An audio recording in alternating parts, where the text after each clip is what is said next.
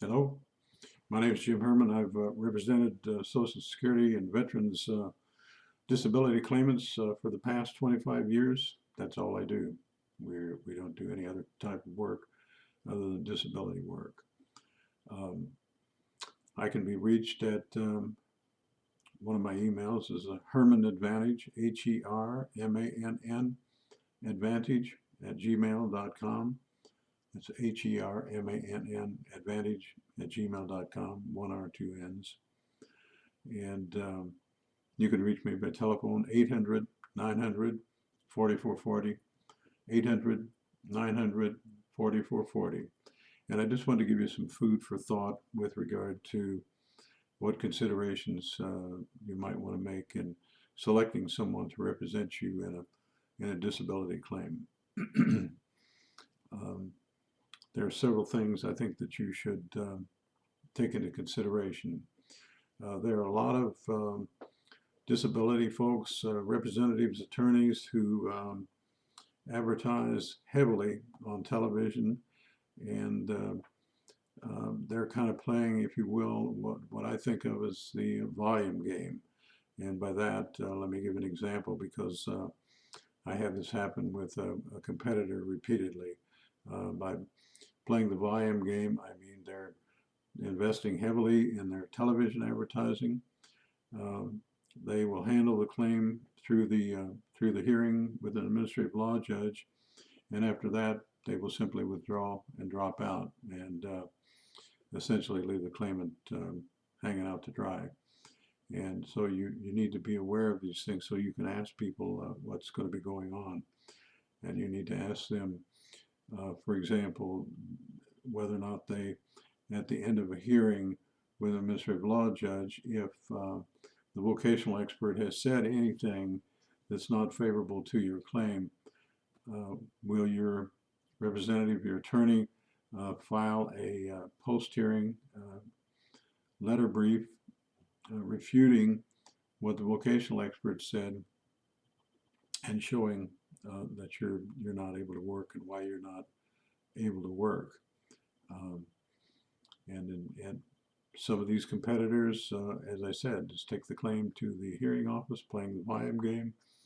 You're either approved or you're not. If you're not approved, you're on your own, and that's not a good way to do business. This same firm that I'm thinking about, I'm also aware, because some of the clients end up with me, I'm also aware of claims where they, what we call, sit on the claim. Let me give you a more specific example. Had a case where the woman claimant was recently told by her doctors and prescribed by her doctors that she had to be on oxygen 24/7. Well, generally, if you're on oxygen 24/7, you're certainly not going to be able to work a full-time job, and all of Social Security's regulations turn on full-time employment. So whomever was representing this woman, in this case, this attorney that I'm talking about that advertises nonstop on television, should have submitted what we call an OTR, an on-the-record request, for an approval as soon as they became aware that the woman was on oxygen as medically necessary by her treating physicians. That didn't happen. As soon as I got the claim, we did that. We submitted an OTR on the record request. The woman was approved very shortly after that. So you need to be aware of people who are out there in the marketplace, competitors, if you will, who really are not doing the job that they should be doing. So television advertising, fine. We all have to do, I do it a little bit, but we have to kind of let people know who we are and keep our name out there. Otherwise, we're liable to die on the vine, so to speak, and not be able to stay in business. But if you're seeing nonstop television advertising by an attorney or anybody else, should be a sign that, hey, I need to think about this. I need to give this additional consideration and see. It's very, very easy to think, oh, geez, those people are on TV all the time. They must be pretty good, but it doesn't necessarily follow. You want somebody who's going to be willing to invest their own blood, sweat, and tears in your claim. And I find myself, well, this morning, for example, I have a claim coming up soon that a relatively young woman who's having a great hearing loss and is dealing with a lot of other limitations related to that, tinnitus and other things. And I should have been sleeping, but instead I was thinking about what's the best way to approach this? What do I need to do to do everything I can to help this woman be approved, because she's certainly deserving of benefits, and I'm sure you're deserving of benefits. Otherwise, clients tell us all the time. I'm sure you'd much rather be working than you would be applying for Social Security disability, and you're applying for Social Security disability often as a, well, shall we say, a last resort. You may not have any other options at that point in time. We have clients, and you may be sofa surfing. By that we just mean you're kind of bouncing from house to house, relative to relative, friend to friend, whomever will put a roof over your house at that particular time. You don't want to live that way, and we don't want you to live that way. We want to get you approved for benefits, get you all the money you deserve, and get you the medical care that you deserve, and do everything we can to help you in a positive way. And that's exactly what we're going to do. You need to ask whomever you're going to hire, what are the 3 basic ways to be approved for Social Security disability? If they can't answer that in just a short, succinct manner, they probably don't know what they're doing. There are a lot of people out there that are advertising on television and elsewhere that don't really know what they're doing. Their heart's really not in the job. They're really not invested in it to the extent and the degree that you would like for them to be. And I've talked about this in earlier videos, but the 3 basic ways to be approved. I won't go into detail. You can look at some of the other videos, but number 1 is you can meet a listing. Listings are definitions that doctors have written up for Social Security over the years. And if we can show that you meet a listing, you'll be approved. Or you can grid if you're less than 50 years old on your alleged onset date. The grids, we call them grids, but they're technically known as the medical vocational guidelines. And if you're under age 50 on your alleged onset date, which is usually when you quit work or when your doctor said you were unable to work and supported by your medical records, then the grids are not going to work for you. And if your limitations are mental health only, the grids are not going to work for you. And so then number 3 would be for us to work towards a goal for the administrative law judge or any other decision maker at the agency to find that you have a residual functional capacity that is less than sedentary. And by doing that, you stand a very high probability of being approved. So number 1, meet a listing. Number 2, the application of the grid rules, medical vocational guidelines. And number 3, a residual functional capacity, RFC, that is less than sedentary. I think you'll be surprised that many potential representatives are not going to be able to just readily provide that information off the tip of their tongue, because they're not really invested. You want someone who is a specialist. There's the age-old analogy is, you wouldn't consider going to your primary care doctor, your family doctor, for eye surgery. And we're not suggesting that representing people for disability is on a par with an eye surgeon, because it isn't, perhaps, but you want a specialist. You want somebody who's focusing their time and energy on doing work for people who are applying for disability.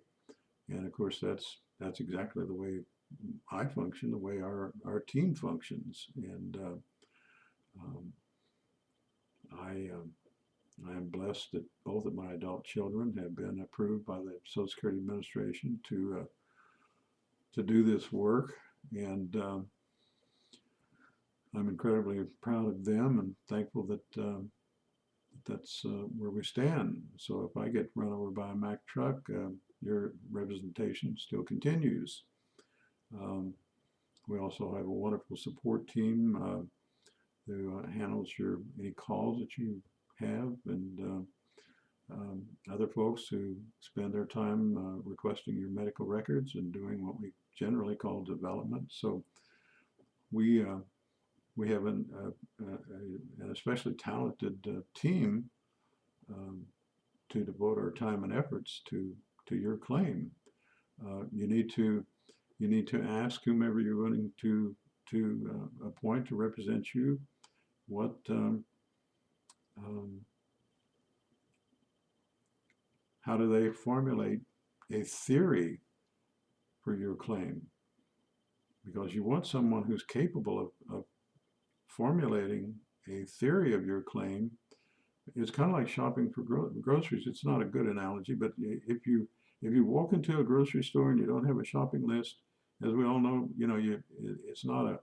it's not a focused mission, if you will, or a focused shopping trip. We all tend to do the same thing. We buy things that aren't on our list. We're kind of just buying things without giving it really much thought.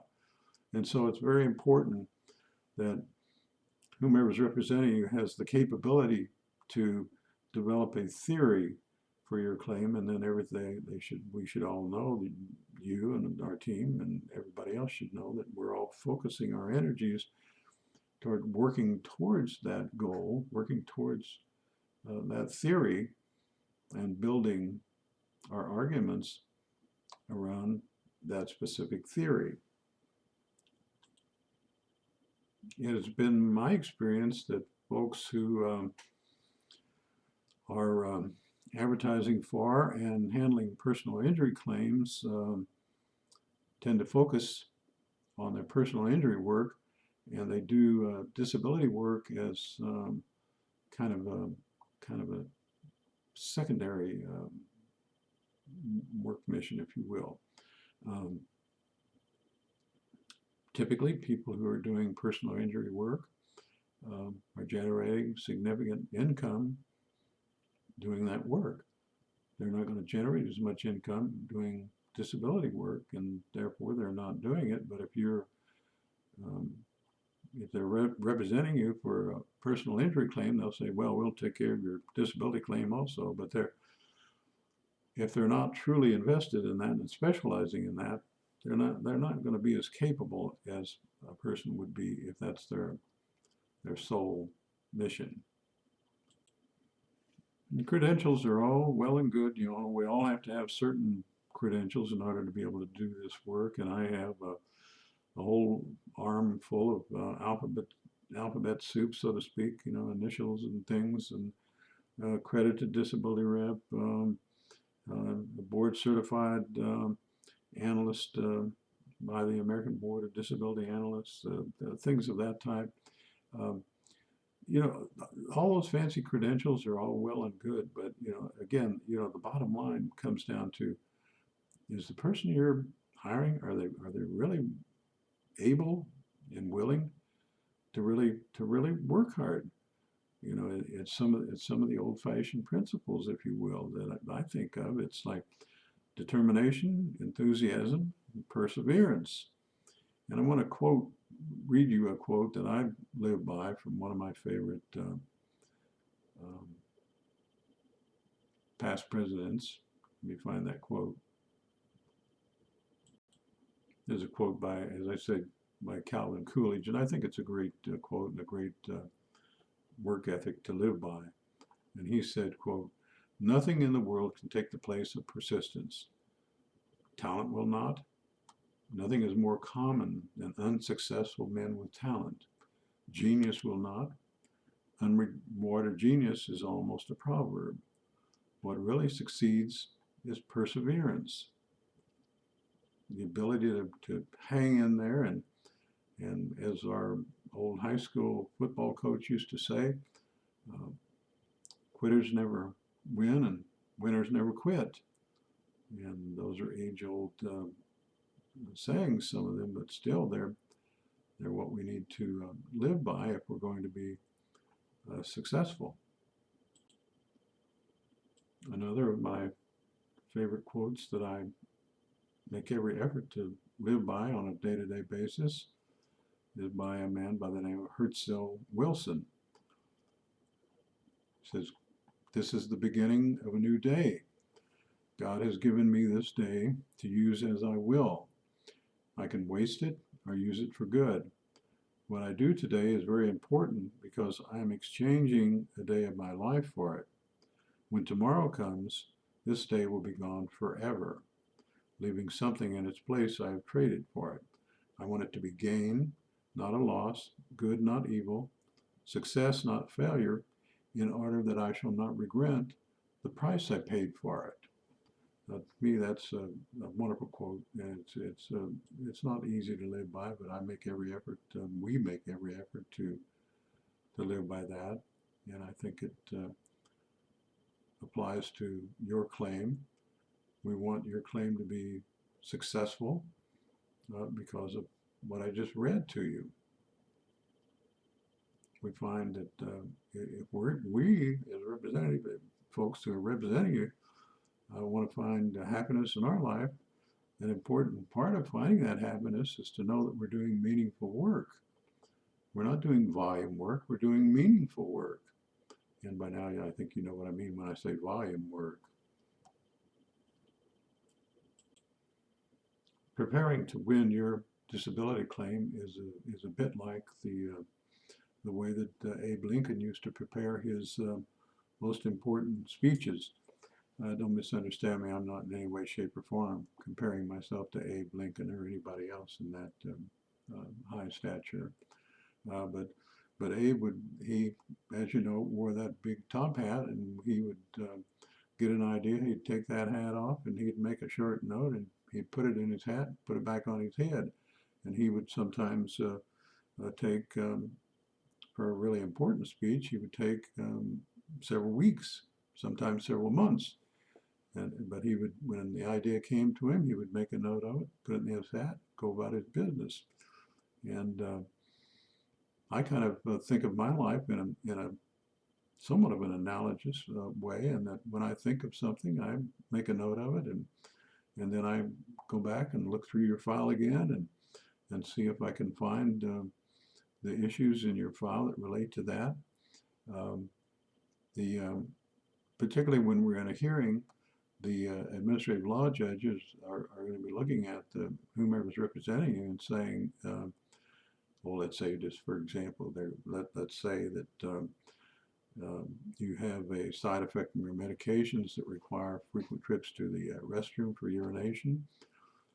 The administrative law judge is going to look at whomever is representing and say, Mr. Herman, where does that appear in the file?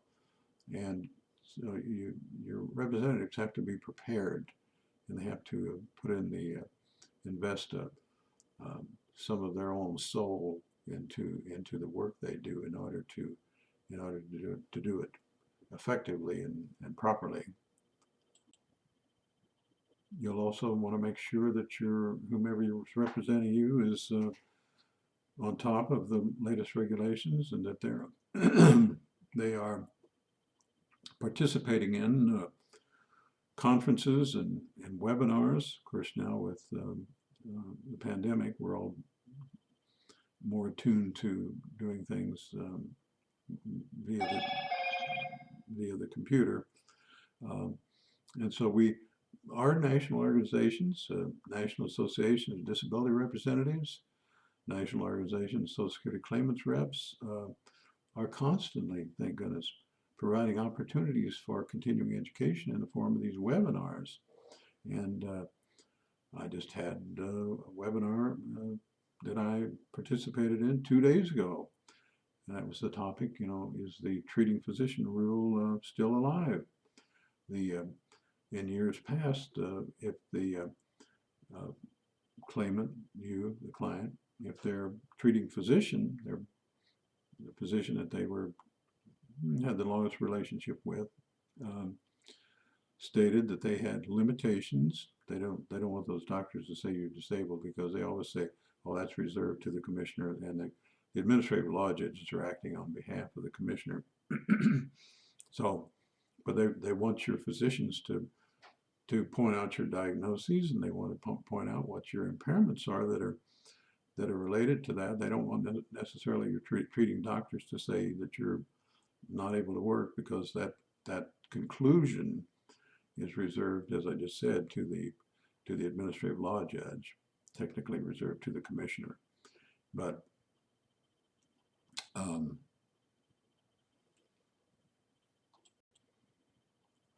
in years past, if your treating physician said that you had limitations that prevented full-time work, and it was documented in your medical record, you had a very good chance of being approved. So Security, of course, is coming along, making it more difficult for people to be approved. So they have essentially eliminated the treating physician rule. And so we had an educational program that I had an opportunity to attend, and he talked about, one of the experts talked about, how to still apply the benefits of what the treating physician says about your condition. And of course, consistency in the record is one way to do that. But my point is, you need to make sure that whomever is representing you is really on top of things, and really enthused about the work they do. And it's more than a 9-to-5 job for them. It's a way of life, as it is, honestly, with me and many of my colleagues. And one way to measure that is to, how many webinars, what webinars have you, what are the topics of the webinars that you've taken part in recently? Many of the people, especially the people doing personal injury work, will say, "Oh, I'm completely up to date with my continuing education requirements." Well, that's totally different than being personally invested in the work you do. Sure, there are certain requirements that we all have to meet in order to continue doing this sort of work. I'm talking about the educational programs that your representative is willing and enthused about participating in, simply because they want to, on an ongoing basis, continue to improve how they work, continue to improve how they're able to find ways to get their clients approved, when their clients are certainly worthy of receiving benefits. I tend to run a little bit longer in these YouTubes than I would like to, so forgive me for that. I realize that folks don't like to listen to really long YouTubes. On the other hand, if the information is worthwhile, though, it's well worth listening to it and watching it. Let me leave you with a final thought or two, and that is by analogy. We often say, when people talk about real estate and the real estate business, they say there are 3 things to consider: location, location, and location.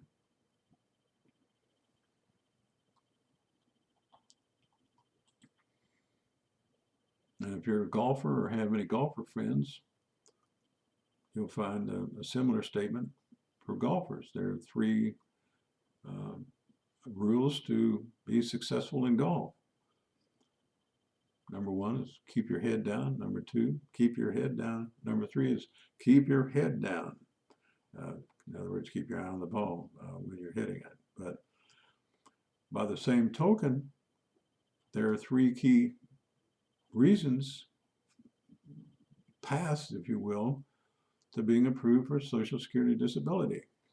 And it all centers around, number 1, function. Number 2, function. Number 3, function. Now, what do we mean by that? It means that it doesn't, sure, it's significant and important as to what your diagnoses are. But the adjudicators, the decision makers at the Social Security Administration and other agencies, they're all going to look at one thing. To what degree, how do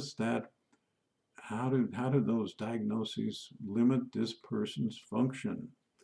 And by function, they're talking about what they call the exertional functions, sitting, standing, walking, lifting, carrying, pushing, pulling, things of that sort.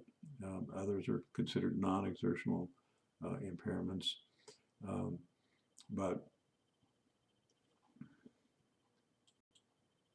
the administrative law judges and the adjudicators are going to be looking at function. And ultimately, they're going to be arriving at, I've mentioned this before, they're going to be arriving at what the Social Security Administration calls, and some of the other agencies call your residual functional capacity.